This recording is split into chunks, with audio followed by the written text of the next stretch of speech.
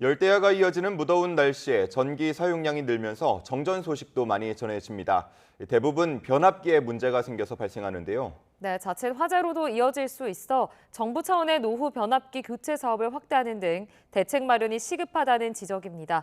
윤태인 기자의 보도입니다. 부산 연제구에 있는 한 아파트. 깜깜한 1층에 주민들이 모여 바람에 더위를 식힙니다. 298세대 주민들은 하루 동안 이어진 정전에 무더위와 씨름해야 했습니다.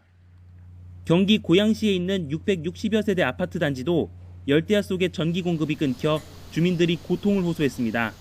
당황스럽고 날씨는 덥지만 않고 열대야만 아니더라도 좀 참겠는데 많이 답답하죠. 무더위에 전력 소비가 커지자 변압기가 감당하지 못한 겁니다. 산업통상자원부 자료를 보면 1991년 이전에 지어진 아파트는 세대별 전력 사용 설계용량이 1kW 수준.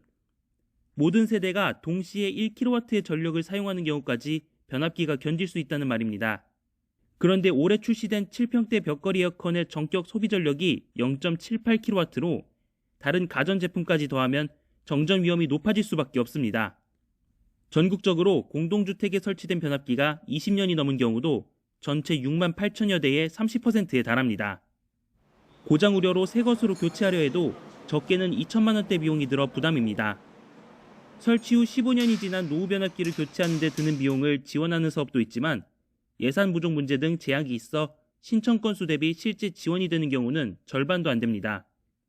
그런데 변압기에 과부하가 걸려 과열되면 정전은 물론 화재로 이어질 수도 있는 것도 문제입니다.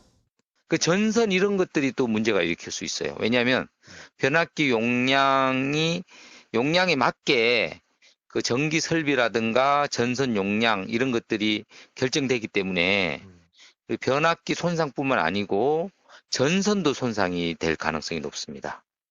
이에 따라 변압기 교체 지원 사업을 더 활성화하고 아파트 자체적으로도 전기 수요가 가장 높은 시간대에 사용량을 줄일 수 있는 방안을 고민해야 한다는 지적입니다. YTN 윤태인입니다.